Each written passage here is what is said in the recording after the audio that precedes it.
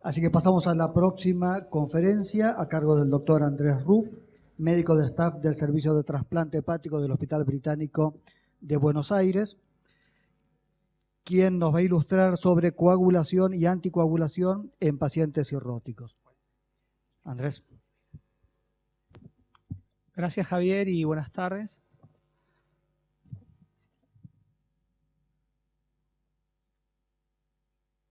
Gracias. Bien. No puedo opinar sobre lo anterior. Tengo que dedicarme a esto. Wow, terrible. Si me tengo que dedicar a esto, la voy a pelear. Así que empiezo. No, es un gusto y gracias por la invitación, estar entre amigos y conocidos. Los tengo que convencer de que lo que ven no es cierto. En realidad uno conoce el perfil que tiene un cirrótico descompensado con las alteraciones de la coagulación y el tiempo de protrombina está prolongado y la actividad de los factores de coagulación, que todos ellos, o la mayoría, excepto muy pocos, se sintetizan en el hígado, está bajo, y el recuento de plaquetas que está bajo. Esto hace pensar que si uno tiene que hacer una toracocentesis en alguien con 50% de tasa de protrombina va a tener mayor riesgo de sangrado. No solo eso, sino que los hepatólogos usamos estos test de coagulación para predecir el pronóstico. Como ustedes pueden ver muy bien, yo sí trabajé en esto, en casi 300 pacientes. La mortalidad a 3 meses, dependía de ser 0 o casi 70%, de acuerdo a la concentración del factor 5 o el nivel de INR. Ni que hablar que a ustedes lo llaman a la noche y les dicen el paciente está sangrando, o es por varices, o tuvo un cuadro respiratorio y tiene un hematoma en la vaina del recto anterior, o que hay de esos pacientes que uno hace una paracentesis y días después, por el proceso de fibrinólisis, aparece este hematoma, o una paracentesis con hemoperitoneo. Es decir, el paciente cirrótico no solo tiene alterado la coagulación, los test clásicos, sino que también sangran.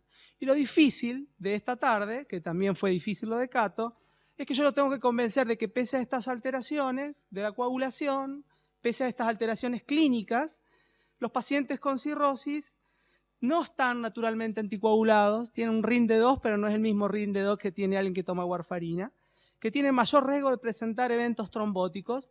Incluso son pacientes que deben recibir profilaxis y tratamiento anticoagulante cuando este está indicado. Y lo difícil de esta tarea sería como decirles, van a viajar acá, al Sahara, hace calor, no tanto, lleven abrigo. Y en realidad esto es parcialmente cierto cuando uno se pone a ver en detalle qué pasa con la función plaquetaria y la agregación. Las plaquetas están disminuidas, pero hay un factor que se llama de von Willebrand que ayuda a esa compactación, que está aumentado, clásicamente aumentado junto con el factor 8 y tiene una alteración, una coordinación entre ellos dos muy clásica, y la función de generación de trombina se conserva normal hasta el límite inferior de 50 o 60.000 plaquetas. Los factores de coagulación están bajos, pero también están bajos los factores anticoagulantes. Ustedes saben que este es un mecanismo ampliamente regulado y eso hace de que al bajar los pro y los anticoagulantes existe un equilibrio que se restituye a lo normal. Y por último, la fibrinólisis, que también está altamente regulada. En el paciente cirrótico están aumentados los profibrinolíticos, como el activador de plasminógeno tisular, pero también los antifibrinolíticos, como el TAFI o el inhibidor de la plasmina. No obstante, esto se cree que tienen un 10 a un 15% de ellos una tendencia a la hiperfibrinólisis.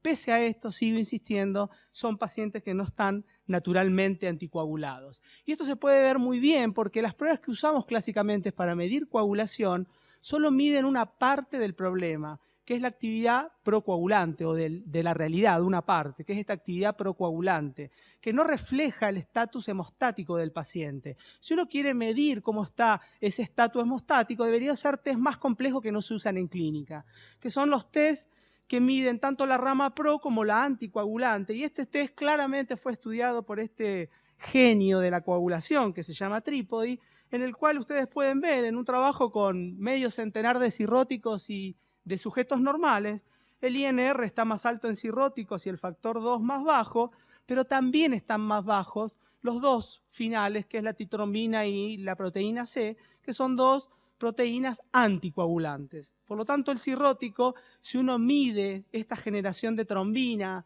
que es el producto final de la coagulación, está más bajo en los pacientes con cirrosis que en los normales, pero si ustedes pueden ver, si a este test de generación de trombina uno le agrega un estimulante de la rama anticoagulante, ve que se iguala a la generación de trombina porque también hay baja concentración de anticoagulante. Es decir, que en un paciente cirrótico, al igual que un paciente sano, hay equilibrio entre la rama pro y anticoagulante. ¿Cuál es la gran diferencia? Es que en el paciente cirrótico ese equilibrio es muy frágil y puede romperse ante episodios de infección, de insuficiencia renal, de hepatocarcinoma y cualquier injuria aguda. Por lo tanto, esto también lleva a una realidad que Mauro probablemente comente después, que es que la corrección profiláctica, antes de hacer un procedimiento invasivo, sea una toracocentesis, pasando hemoderivados como plasma fresco o plaquetas para corregir las anormalidades del laboratorio, tienen algunos problemas. El primero es que se asocia con complicaciones de hacer infusiones, desde pulmonares hasta reacciones sistémicas, y no está demostrado científicamente que prevengan el sangrado, ¿sí? Y solo hoy, lo moderno, este cambio de paradigma, es que uno debería dar hemoderivados o concentrado de plaqueta, y eso mismo está aplicado en el trasplante y la cirugía hepatobiliar compleja, solo cuando el paciente sangra. Nada se hace profilácticamente por las complicaciones y porque uno no tiene un test para decir ya se corrigió. Corregir un TP de un cirrótico es prácticamente imposible cuando está coagulopático, no importa lo que le pasemos. Pero yo tengo que convencerlos que no están naturalmente anticoagulados y los tengo que convencer mostrándoles series que muestran la incidencia de tromboembolismo venoso en pacientes cirróticos hospitalizados. Y fíjense ustedes, en estas series algunas tienen más de 1 millón de pacientes con casos y con controles, con sujetos sanos y con cirrosis, muestran que la incidencia de tromboembolismo venoso va de 0,5 a 8,2%, y este riesgo es cercano a 1,5 a 2 que la población sana. Estos pacientes sí tienen más chance de hacer tromboembolismo venoso que la población control, pero fíjense ustedes, este riesgo es significativamente menor que el que tienen los pacientes con insuficiencia renal, insuficiencia cardíaca o neoplasias. ¿A qué se relaciona este tromboembolismo venoso? ¿Cuáles son los predictores? La hipoalbuminemia como una expresión de la caída de los factores anticoagulantes es uno de ellos, pero fíjense ustedes, no es predictor de tromboembolismo venoso el recuento de plaquetas ni el RIN. Esto avala de que el paciente que tiene plaquetopenia y RIN elevado no está naturalmente anticoagulado, no se relaciona su concentración con la, no es predictor de tromboembolismo venoso, perdón, pero sí se relaciona con la severidad de la cirrosis. Los pacientes con Child-C, a diferencia de lo que uno podría pensar, que tienen la mayor coagulopatía y plaquetopenia, tienen mayor tromboembolismo venoso.